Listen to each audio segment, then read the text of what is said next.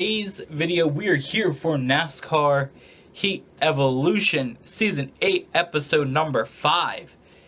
And we have 2 wins on the season, so if we take a quick look here at the standings, we have 2 wins. Kyle Busch, Brad Keselowski, Kevin Harvick, Kyle Larson, Matt Kenseth, and Matt DiBenedetto all have 1 win. Now let's see where Matt DiBenedetto is points-wise here. Because I'm assuming, yeah, he's pretty far down here. So for the rest of the season, he has to kind of stay finishing decent. Now, it's not like it's going to matter because he's going to finish. He's going to fall at the chase in the first round.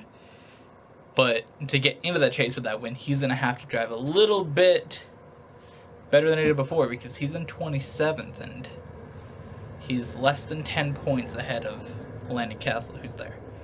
So let's go to Richmond. Alright guys, we got 40th here at Richmond. And it's not really surprising. Now I would like to announce something. And that is that I'm working on getting Season 9 prepped for this channel. Because I'm looking at it and I'm going to have to figure out a couple of days we're going to have to double up on episodes of season number 9 to get it to fit before NASCAR Heat 2 comes out. Because this series here is going to go till about the end of August. Or pretty close to the end of August. I mean the beginning of August. What the hell am I saying? This series is going to go pretty close to the beginning of August where it's going to end. So, most of July the series runs. We start at the end of June, so it makes sense. Because it goes about for a month and a half, probably.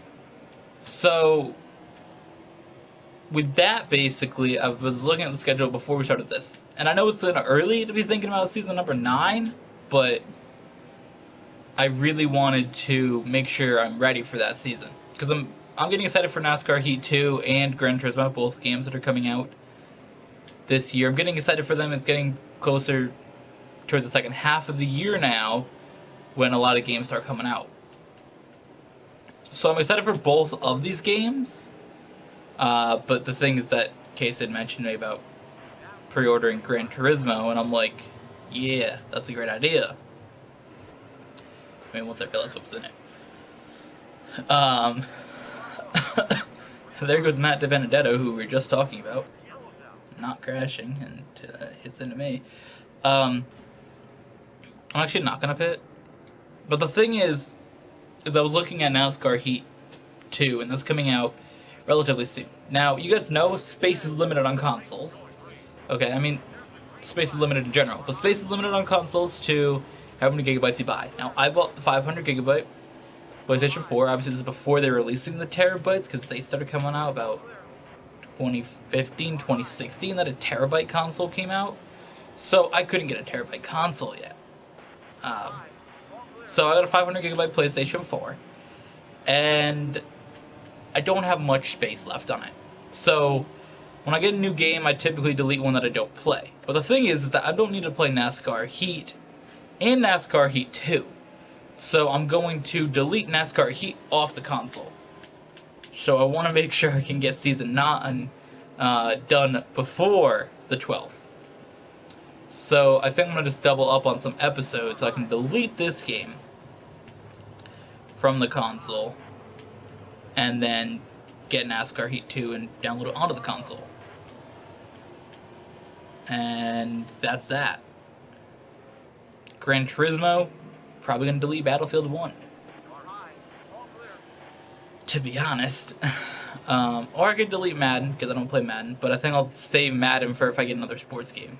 Like, that's the thing.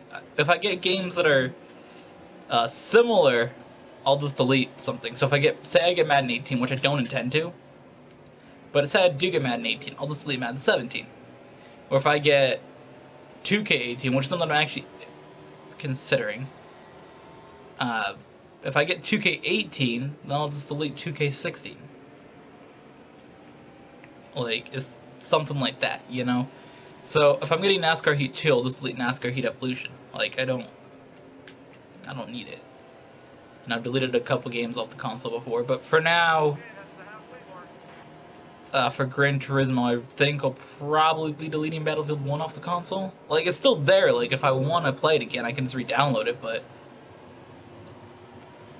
do I really need to replay it? Like, you know, and it takes up a lot of space. That game is a lot of space. And it downloads all the stuff to your console from the DLC. Even if you don't own the Premium Pass. Because I don't have the Premium Pass for Battlefield 1. They couldn't justify spending another like $50 on that game. But those DLCs automatically download to your system, so they're taking up space for a game that I don't play and that I can't use them. So I'll be getting rid of Battlefield 1 for Gran Turismo Sport. That's going to be pretty exciting, and we should get some new cars with that. I know there's a Mustang rally car or some whack thing, and your boy needs that. It's not a Fiesta rally car, but it is a rally car as a Ford, and that's what I like. I do like the Super rally cars as well, but that's sort of where I got liking rally cars, was from the Subarus, because my parents have had Subarus since like 2005 when my dad got his first Subaru, and my parents have been liking them all the time, so I hear about them all the time. I mean, they're cool cars, so they're there. That's why, if you guys watched my channel a long time ago, back when I was doing remote control car videos, I have a remote control car that is painted red. It was actually a Rally STI before, and then I got bored of the paint job on it. That was like the stickers, which I really wish I didn't now, but at the time. So I painted the car red. Well, I had it painted red. It was pretty cool, because actually the Subaru dealership gave it to me. And I really like that car. Yeah, the dealership gave it to me. They also, I had like, there was an article about me in like their newsletter. This is back like a long time ago, like 2006, 2007. I did a project about Subarus in, I think, 2nd grade. It was pretty cool. Can confirm. But that's the thing. So, I mean, I'll probably get a Rally STI in the game or something, but I'll have a Rally Fiesta. Because you guys don't know, that's why I named my cat Fiesta, was after the Ford Fiesta. That probably sounds really lame, to be honest. Like, that really does sound pretty lame, actually. Now that I'm thinking of it. I mean, Fiestas, like, I think Ford Fiestas are cool, okay? But to somebody else, they're probably like, damn. Like, I could have named my cat so many other things. If I want to name her after a car, I can name her so many other things. And I'm like, nah, Fiesta. But the thing is that Fiesta's a party as well. So, it's not like it's just Fiesta, like the Ford Fiesta. Like, you can think of it as party. Because my mom always says party cat. So... oh my god. My tires gave up there, guys.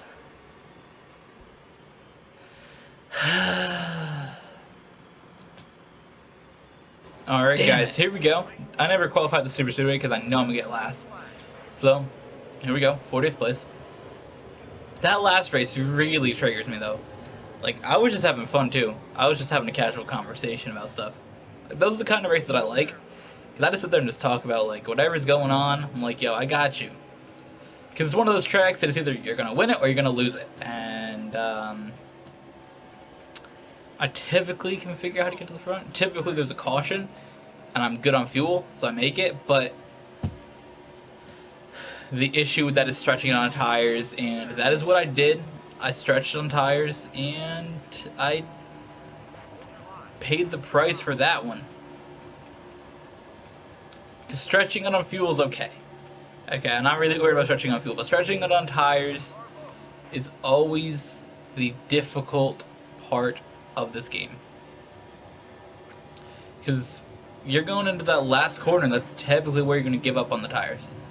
And that's exactly where they've given up on me. Last season, in our Nascar Heat Evolution Season 7. I don't know why I had to say that, because I literally said last season. But in Season 7, Texas in the chase, or in the playoffs, as they're called, into the corner, holding off Brad Keselowski, and I mess up, slide up the track, and I come in like 4th or something.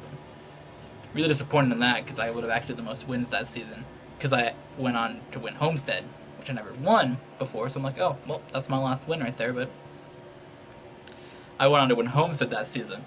But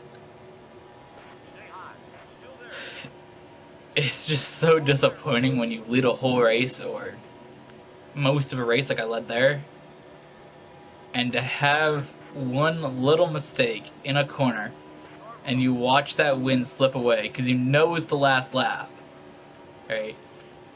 You watch that win slip away, and it's over. So, you don't have to pit at Talladega, to be honest.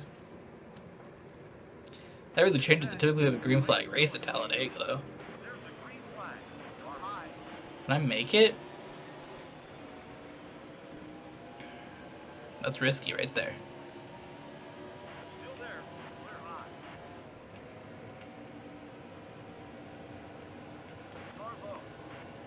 Ooh, I should have stayed on the bottom behind Logano. I did not know he had that kind of run. Alright.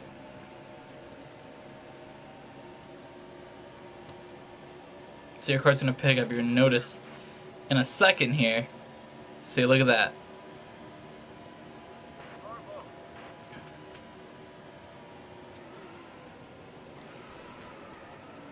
That was a little bit of an issue. I kind of forced Logano up into the wall, and a little bit of incident. Well, little incident.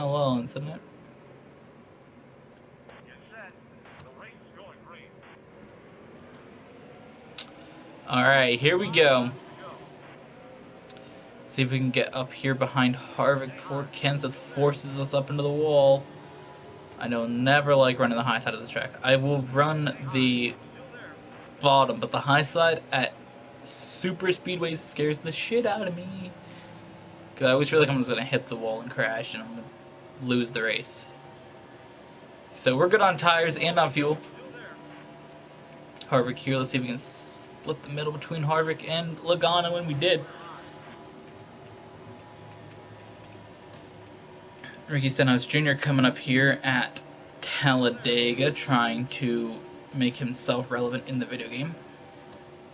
Just like he actually managed to do in the actual series. Twice. Yeah. Ricky Stenhouse. Both the times he won, I'm like, what the hell? This first one, I'm like, that's pretty cool. Different driver winning, right? And on the second, when he won Daytona, I was just sitting there, and I'm just like, what? What? Hello? Like, that was wild. I was sitting there with my parents who were watching, we're just like, they were both like, what? I'm just like, what? Yo, Brad Keselowski needs to fuck off. I will put you in the wall. Which I actually did. Oh, wow. That was an actual risky move. Like,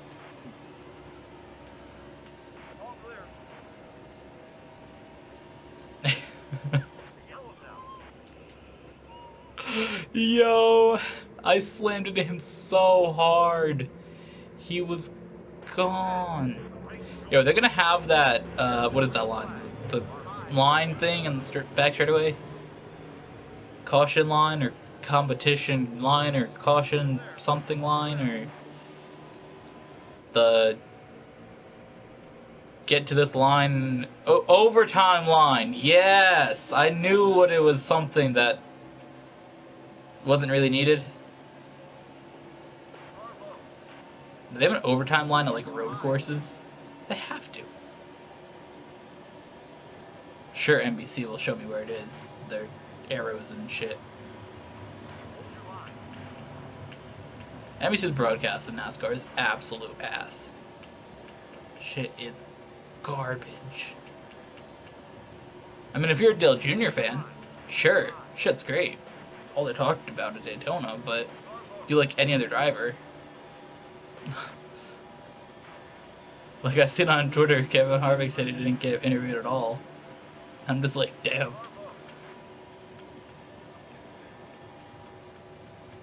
Like, they had interviews and they're just like, nah. And my boy Dale Jr. Like, Dale Jr. is a good, he's a driver. I'm not gonna say he's a good driver. I'm saying he's a good guy. He's cool. I like Dale Jr. But, like, can we talk about other drivers? Like, they always get onto one topic, NBC does, when they're announcing, and that's all they talk about. Like, they talk about one driver, or they always bring up the playoffs every, like, 2 minutes. Like, there's 10 races, my boy. Like, you got time. Like, when we get down to, like, 7, 6, 5, let me know. But there is 10. You need to stop. Alright, so we won Talladega. And with that, thank you guys for watching. I hope you guys enjoyed today's video. And we'll see you guys in the next one.